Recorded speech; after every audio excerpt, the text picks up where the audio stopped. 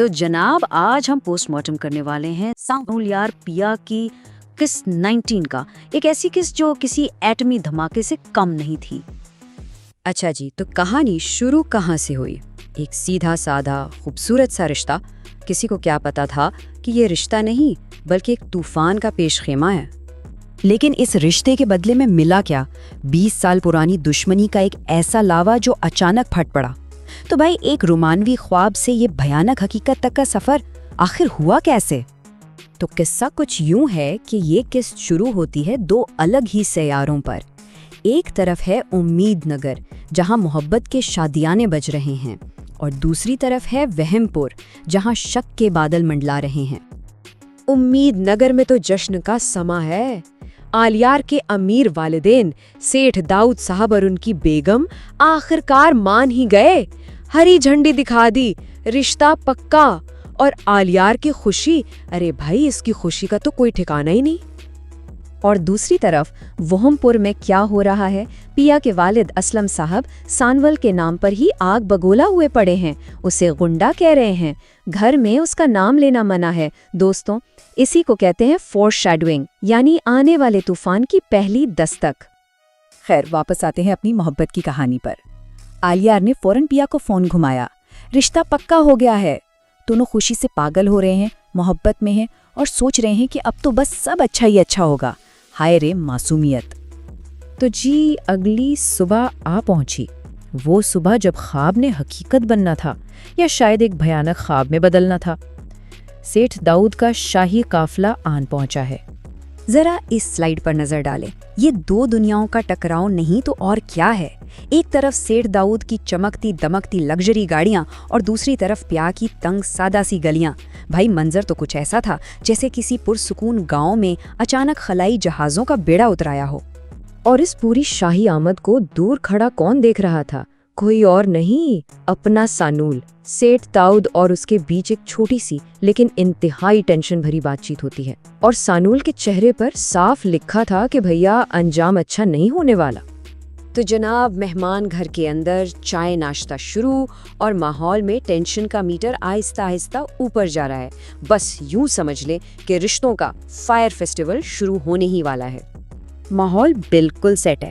پیا کی امی مہمانوں سے گپ شپ لگا رہی ہیں، اور باتوں باتوں میں ذکر کر بیٹھتی ہیں کچھ قبضہ مافیا والوں کا جو ان کا گراج ہڑپنا چاہتے ہیں۔ ارے بھائی، انہیں کیا پتا تھا کہ اس مافیا کا کنگ پن تو ان کے سامنے ہی چائے کی چسکیاں لے رہا ہے۔ ستم ظریفی کی انتہا۔ اور یہ ٹائم لائن دیکھیں کہ کیسے صرف چند لمحوں میں کہانی پلٹ گئی۔ شام 5 بجے مہمان آئے، سب ٹھیک ٹھاک۔ 5:05 پر اسلم صاحب کی واپسی، اور ٹھیک 1 منٹ بعد 5:06 پر شناسائی۔ اسلم کی نظریں سیٹھ داؤد سے ٹکراتی ہیں، اور پھر 5:07 پر دھماکہ۔ تو اصل بات یہ ہے کہ یہ کوئی پہلی ملاقات نہیں تھی، یہ تو برسوں پرانا حساب تھا جو دوبارہ کھل گیا۔ اور پھر اسلم نے وہ بم پھوڑا جس نے سب کچھ تہس نہس کر دیا۔ آلیار کا باپ سیٹھ داؤد کوئی اور نہیں بلکہ موسیٰ ہے، ایک ایسا نام جو اسلم کے ماضی کے کسی تاریک باپ سے جڑا تھا جسے وہ ہمیشہ کے لیے دفن کر دینا چاہتا تھا۔ اور پھر جب سیٹھ داؤد نے تصدیق کی تو جیسے آسمان ہی ٹوٹ پڑا۔ جس شخص سے وہ اپنی بیٹی کا رشتہ جوڑنے والے تھے، وہی ان کے ماضی کا سب سے بڑا ولن نکلا۔ اس کے بعد تو اسلم صاحب اپنے آپے میں ہی نہیں رہے۔ وہ مہذب میزبان کہیں غائب ہو گیا، اور اس کی جگہ ایک خوف زدہ اور غصے سے پاگل انسان نے لے لی۔ اور پھر آیا وہ تاریخی جملہ، نکل جاؤ میرے گھر سے۔ بھائی، ٹیلی ویژن کی تاریخ میں کسی رشتے کا اس سے زیادہ آکورڈ اور ڈراماٹی انجام نہیں ہوا ہوگا۔ تو جناب مہمانوں کو تو دھکے دے کر نکال دیا گیا، اور پیچھے رہ گیا الجھن، آنسوؤں اور خالص گھبراہٹ کا ایک طوفان۔ اس دھماکے کے بعد اسلم صاحب نے اپنا ایمرجنسی ایکشن پلان ایکٹیو کیا۔ پہلا قدم، مہمانوں کو بے عزت کر کے نکالو۔ دوسرا قدم، سارے دروازے کھڑکیاں بند کر دو۔ تیسرا قدم، گلی میں کھڑے ہو کر گدھوں کو کوسنا شروع کر دو۔ اور آخری قدم، کسی کو کچھ مت بتاؤ۔ مطلب کمال کا پلان ہے۔ لیکن سوال یہ ہے کہ آخر اتنا شدید رد عمل کیوں؟ ڈرامے نے سب سے بڑا جھٹکا تو آخر کے لیے بچا رکھا تھا، جب اسلم نے سانول کے سامنے اس تباہ کن حقیقت سے پردہ اٹھایا۔